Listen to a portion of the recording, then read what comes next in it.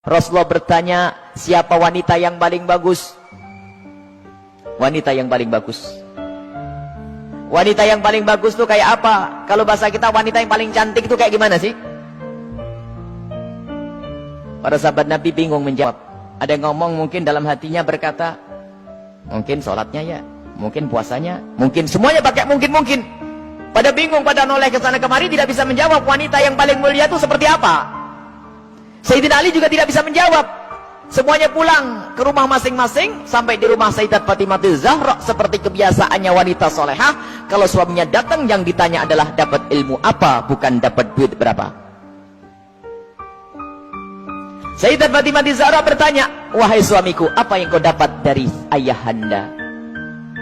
Apa yang kau dapat hari ini dari Rasulullah? Lah, ini kalimat yang harus dibiasakan oleh para istri tuh. Bang, dapat ilmu apa? Kan begitu.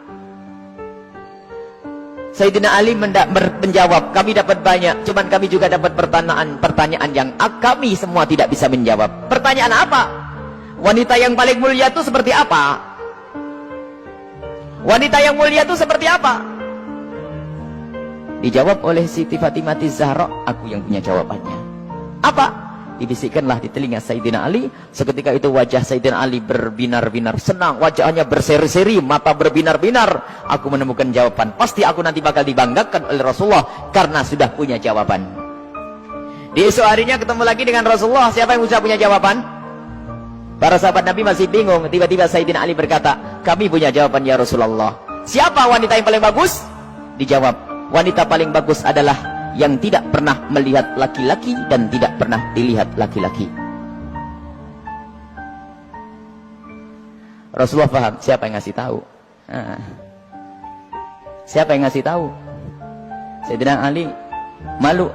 Yang ngasih tahu tentu orang yang paling dekat denganmu ya Rasulullah.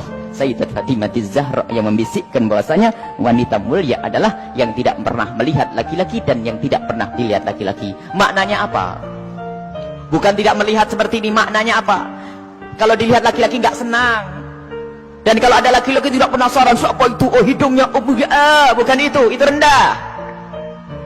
Dan wanita mulia adalah di saat dilihat laki-laki itu merasa tidak nyaman, bukan malah goyang pinggulnya yang dientakannya ini. Ini wanita-wanita rendah. Malu kalau dilihat. Kalau merasa ada laki-laki memperhatikan, merasa risih, itu iman di dalam hatinya, itu kemuliaan, itu wanita mulia, itu maksudnya. Bukan lalu menutup, tak boleh dilihat, aku harus kamar saja. Bukan, keluar dengan cara yang wajar, dengan mahram, dengan kelombongan wanita, dan danannya tidak pamer, yang sederhana. Akan tapi lihat, di saat diperhatikan laki-laki, merasa risih hatinya. Kalau semua yang ada di tempat ini merasa seperti itu, itulah pecinta Sayyidat Fatimah yang sesungguhnya. Sekarang rusak zaman. Wanita keluar semuanya pengen pamer apa yang ia miliki.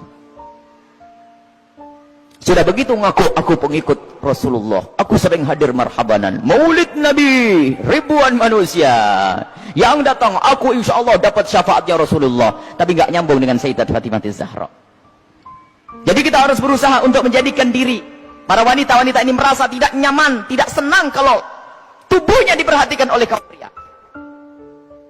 Ini iman, itu kemuliaan, jadi tidak nyaman. Dan itu ada sifat-sifat semacam ini. Ada merasa risih. Ada yang Masya Allah kalau sudah diperhatikan merasa, waduh wajahnya mulai putih, kuning, hijau tuh.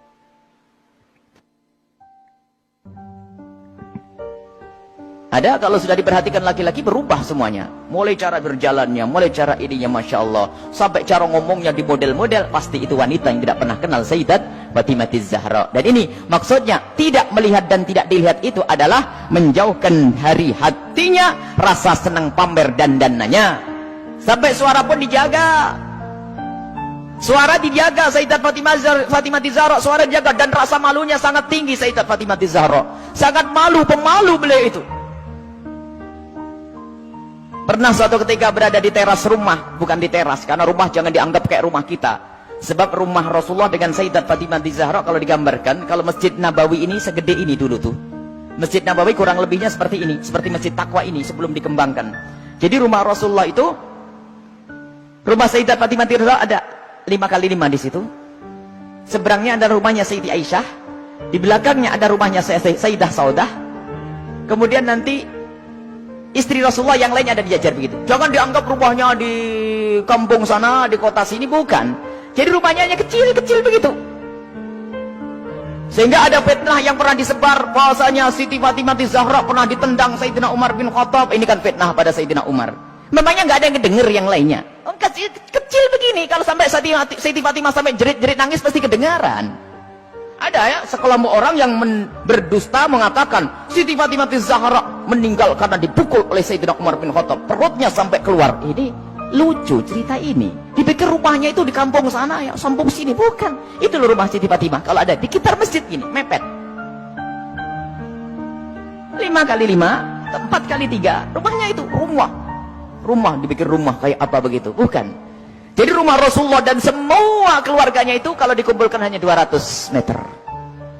Allah. Dan sangat sederhana, sangat sederhana.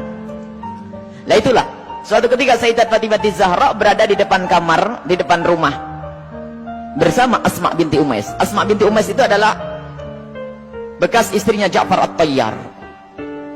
Di saat itu ada jenazah yang lewat. Ada jenazah yang lewat, dan di saat ada jenazah yang lewat, tiba-tiba Siti Fatimah menangis, dan menangisnya nggak kira-kira, sampai Asma ketakutan. Kenapa wahai binti Rasulillah, wahai putri Rasulullah, engkau menangis seperti itu? Ada apa? Kenapa engkau menangis? Baru setelah reda bisa menjawab, aku menangis, aku nanti pasti akan mati. Tentu engkau akan mati, engkau akan mati. Bukan masalah kematian, tetapi aku tidak ingin nanti seperti itu. Kenapa dia? Lihat, semua orang yang meninggal akan diperlakukan seperti itu, dibungkus dengan kain kafan, lalu diangkat di kepalanya manusia, lekuk-lekuk tubuhnya terlihat. Alangkah malunya aku nanti jika aku mati, lalu diangkat di atas kepala manusia, lalu lekuk-lekuk tubuhku terlihat. Oh, mikir lekuk tubuhnya. Subhanallah. Setelah mati itu yang digambarkan, bukan waktu hidup. Ini ngaku pecinta Fatimah Zahra, ngaku pecinta Sayyidat Fatimah Zahra, tidak pernah merasa risih lekuk tubuhnya dilihat orang. Jadi Siti Fatimah Zahra itu merasa malu kalau nanti dilihat setelah meninggal. Lalu Asma bercerita, wahai Fatimah, waktu aku di Habasyah, aku melihat ada orang itu, kalau ada orang meninggal, itu dibuatkan satu kotak. Kemudian mayat dimasukkan ke dalam kotak, kemudian ditutup pelepah korma, sehingga tidak kelihatan itu. Kalau bahasa kita keranda. Mendengar jawaban seperti itu, Sayyidat Fatimah Zahra sangat senang dan menyambut dengan kegembiraan. Asma, aku berwasiat, kalau aku mati nanti, tolong dibuatkan aku seperti itu. Dan akhirnya setelah Sayyidat Fatimah Zahra meninggal, Asma sendiri yang membuat untuk Sayyidat Fatimah Zahra. Dan inilah di dalam sejarah disebutkan bahwa pertama kali orang pakai keranda di dalam Islam adalah Sayyidat Fatimah Zahra. Bukan masalah pertamanya, tapi kita harus tahu maksudnya apa. Ini loh yang penting. Maksudnya adalah menjaga kehormatan. Padahal juga nggak apa-apa orang mati, kelihat auratnya pun tidak dosa. Orang meninggal tidak ditanya lagi oleh Allah. Akan tapi rasa malunya Sayyidat Fatimah Zahra sampai menghantarkan beliau untuk berwasiat kalau meninggal nanti agar dibuatkan yang demikian ini. Dan termasuk wasiat yang lainnya apa? Agar dikubur di malam hari. Tidak ingin, masih ingin, takut kalau dilihat oleh orang.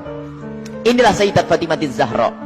Jadi rasa malunya luar biasa. Dan ini pendidikan dari Rasulullah SAW. Memang kita harus banyak mencontoh beliau. Rasa malu ini mahal. Kalau sudah malu ini dicabut dari seseorang, maka semuanya akan dilakukan dari keharaman. Rasa malu ini kemuliaan, malu yang sesungguhnya. Malu kepada Allah, malu kita melakukan kemaksiatan. Dan malunya seorang wanita itu adalah kemuliaan. Siti Fatimah adalah suri toladannya.